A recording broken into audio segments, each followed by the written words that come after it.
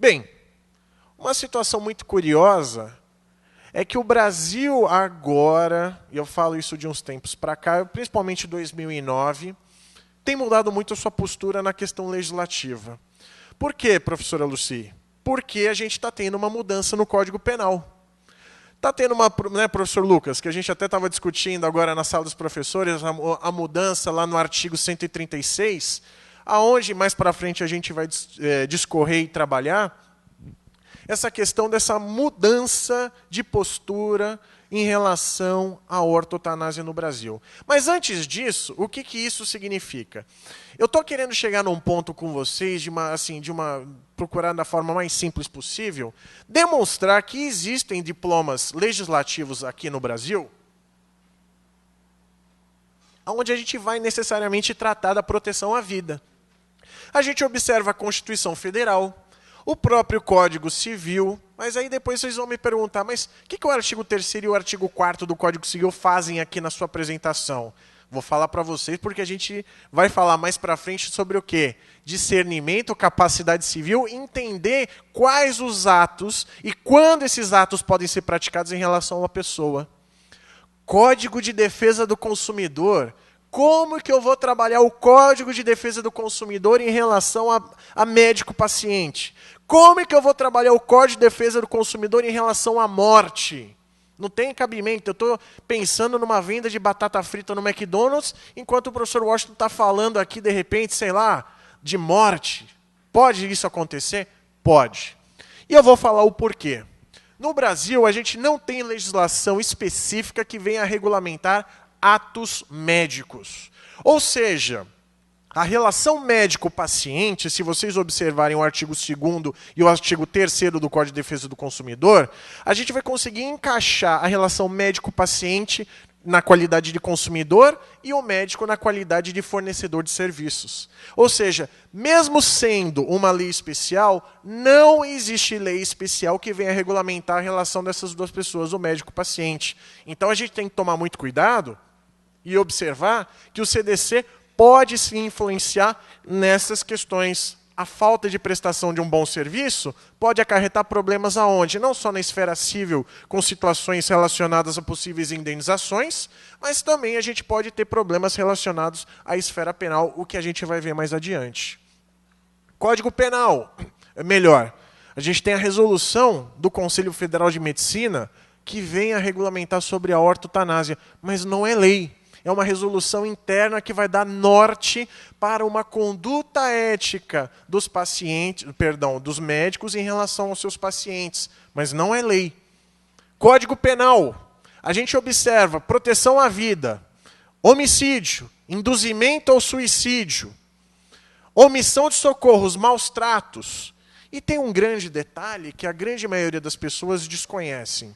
E eu falo isso lá no estado de São Paulo. Eu não estou falando aqui que é privilégio do Paraná, ou do Rio de Janeiro, do Rio Grande do Sul. As pessoas, os paulistas e os paulistanos desconhecem a Lei Covas, que é uma lei estadual, a de número 10.241 de 2009, que garante dignidade e, obviamente, cuidados paliativos a pacientes. Não sei se vocês, por acaso, vão se recordar, mas o Mário Covas, que foi governador lá do estado de São Paulo, ele teve um câncer muito sério.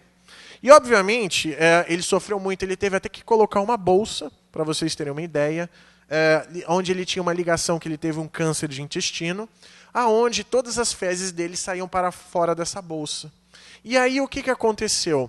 Uma das grandes situações que, óbvio, não preciso nem falar, que um homem forte daquele se deparar com uma situação dessa é um tanto quanto radical e mexe com a cabeça de qualquer pessoa. Imagina a pessoa vivendo mesmo essa situação. Então o pessoal lá no estado de São Paulo decidiu de uma maneira assim, infelizmente, que não tem uma aplicabilidade, porque quem tem, obviamente, o poder de fazer leis nesse sentido é a União Federal, mas o estado de São Paulo, lá, os deputados estaduais tiveram a ideia de fazer a Lei Covas para, pelo menos, na questão de dignidade e dar um melhor conforto, implementar a Lei Covas, cuja aplicabilidade, infelizmente, se faz nula. Mas a intenção, como todo mundo bem sabe, é das melhores possíveis, né? Eutanásia e ortotanásia. Bem, eutanásia significa, né, vem de eutanatos. Eu boa, né, thanatos morte. Uma morte boa. A ortotanásia, ortos, correta, certa, thanatos, morte. Morte certa no tempo correto. Óbvio que se eu opto da forma que eu quero morrer, eu posso falar que não existe morte boa, mas é a morte que eu vou querer, que vai menos me desagradar. A ortotanásia, ela vai fazer o que necessariamente? Como eu falei para vocês há pouco, vai permitir que o paciente siga o seu curso natural da vida e, a partir desse momento, ele tenha atenuado ao máximo o seu sofrimento. E eu falo uma coisa para vocês, que eu tive a experiência pessoal de vida com a ortotanásia. O meu avô, Washington, que inclusive eu levo o nome dele, ele teve câncer de próstata por 18 anos. Chegou num dado momento que aconteceu o quê? Uma metástase. Ou seja, o câncer acabou por se espalhar no organismo. Fez quimioterapia, viveu confortavelmente. E a equipe lá no Hospital AC Camargo, o Hospital do Câncer em São Paulo, chamou a família e falou o seguinte: pessoal, o avô e o pai de vocês não tem mais jeito. Não adianta colocá-lo, mantê-lo na quimioterapia, porque vai ser um grande sofrimento. E a partir daí, o que vai acontecer? Ele vai continuar a vomitar, ele vai ter muitas náuseas, ele não vai conseguir se alimentar, vai causar aí a quimioterapia uma série de dores terríveis nos ossos, e assim sucessivamente. É literalmente judiar do seu Washington. E a gente chegou para o médico e falou o seguinte: tá bom, doutor, e aí, o que a gente faz? A questão é, vamos encaminhar esse seu paciente, esse nosso paciente, esse seu parente, para o setor de cuidados paliativos aqui do hospital. A gente vai retirar a quimioterapia, a gente vai retirar todas as drogas para combater o câncer, porque elas vão ser o quê? Ineficazes, e a gente entra com outras drogas a partir daí para dar conforto para ele. Batata. O que aconteceu? Ele começou a ter, sem qualquer prognóstico de melhora ou cura, tá? Isso é muito importante mencionar. Começaram a dar medicamentos para ele se sentir melhor. Ele teve uma qualidade de vida muito boa, alegre, melhorou muito a questão, aí melhoraram as dores, para vocês terem uma ideia. E em abril do ano passado ele faleceu com 96 anos. Muito bem. E muito sereno, eu posso falar para vocês, com muita tranquilidade. Então, ele morreu no curso natural da vida. Não teve a interferência do homem, não teve interferência de médicos. Imagina só se a família, olha só, concorda, ou ele mesmo concorda em pôr um fim na vida dele. Como é que fica isso? Aí, de repente, a medicina vem com uma determinada solução, falou, bum! Surge aqui a solução para o câncer, a cura para o câncer. Como é que fica? Tem caminho de volta para a morte? Vocês conhecem alguém que já ressuscitou? Eu desconheço. Mas pode. Imagina só tuberculose, gente. Há muito tempo atrás, a tuberculose não tinha cura. Hoje tem cura. Hoje a gente discute a possibilidade também até da cura do HIV. Estão trabalhando em vacinas. Imagina se a gente põe fim à vida de uma pessoa e, de repente, tempos mais tarde, ou num curto período de tempo, vem uma solução da medicina e encontra a solução para aquela pessoa. Como é que fica? Então é muito radical e é isso que eu queria trazer a título de discussão para vocês. É muito importante a gente trazer aqui na faculdade, na universidade, esse tipo de discussão para perceber como é que esse manto da morte tem que ser trabalhado e como ele tem que ser retirado. Agora, vem um outro tabu, a distanásia, Maitê. Como é que funciona a distanásia? Ora, o ser humano, em muitos aspectos, ele é muito egoísta.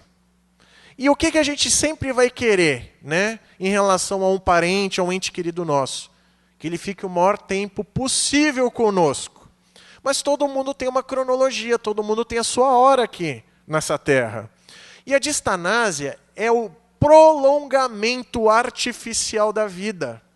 Imagina só uma determinada situação aonde vocês se coloquem no lugar de uma determinada pessoa que está doente, por um acidente de carro ou por uma doença, e mesmo assim você vai lá e a família parentes de vocês chegam e falam, não, eu quero que o meu filho, eu quero que minha filha, eu quero que minha mãe, o meu pai, seja dado todo o tratamento até onde não conseguir mais fazer nada, morrer no aparelho, morrer no respirador.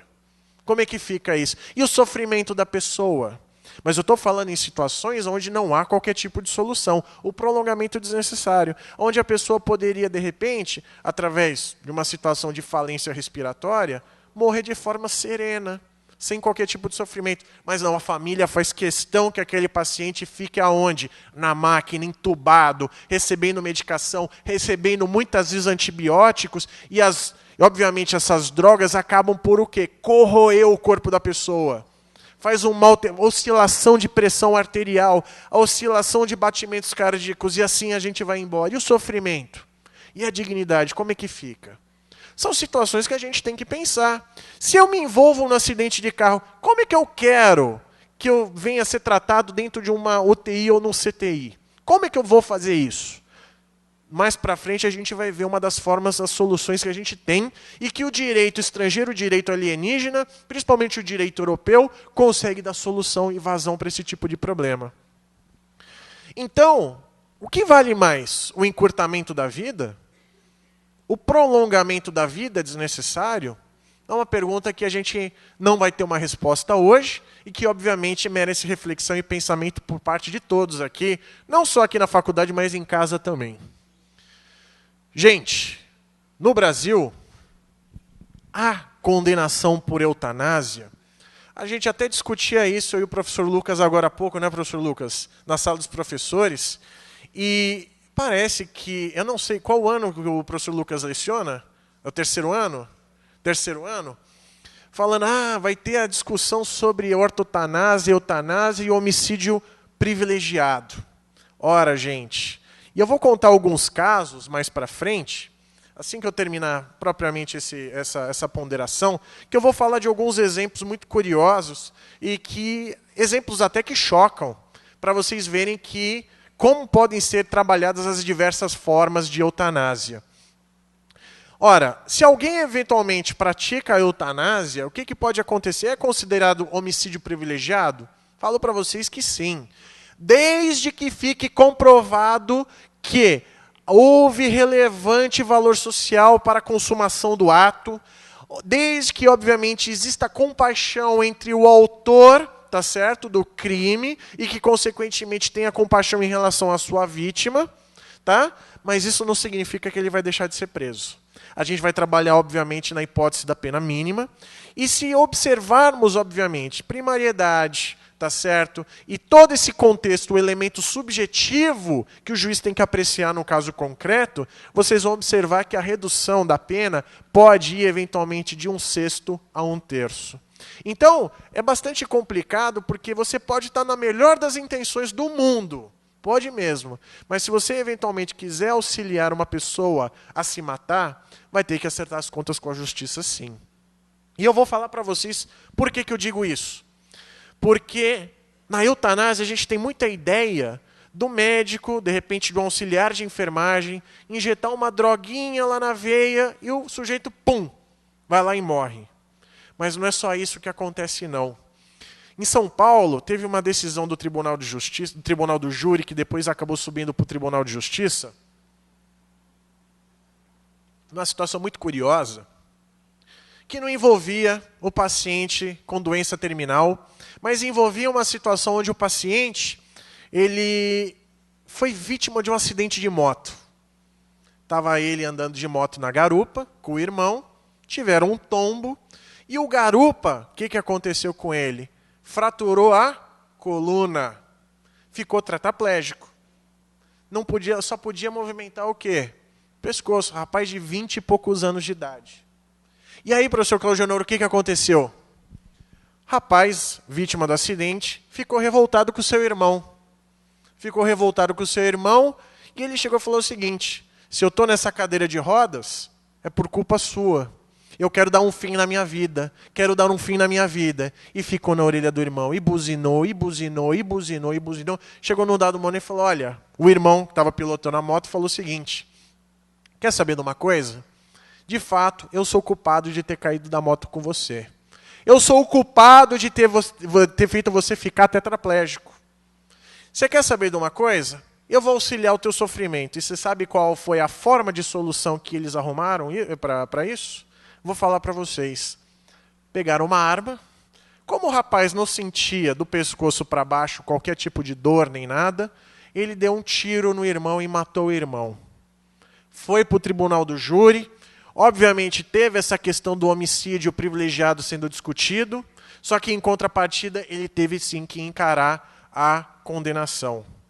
Então eu falo para vocês, não é só propriamente a implementação de uma droga que a gente consegue pôr fim aí, que nós colocamos fim à vida de uma pessoa. Em hipótese nenhuma. Essa é uma outra situação que eu falo para vocês, que tem julgado lá no Tribunal de Justiça do Estado de São Paulo. Ora, eu tive a oportunidade de estar com o professor Capês, Fernando Capês, que eu conheço já de longa data, e que eu até nutro uma amizade pessoal com ele, uma pessoa boníssima, super boa gente mesmo.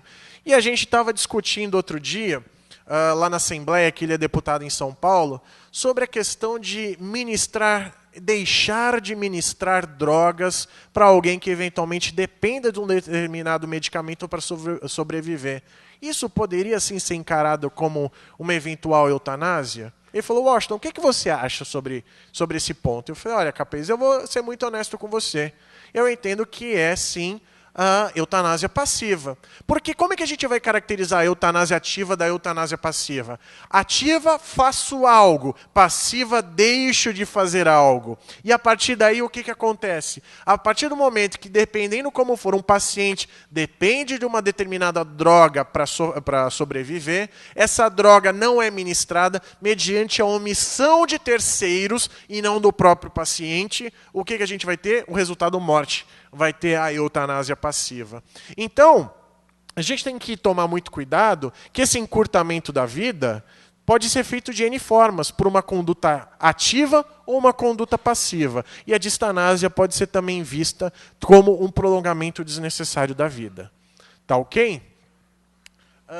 Próximo, por favor.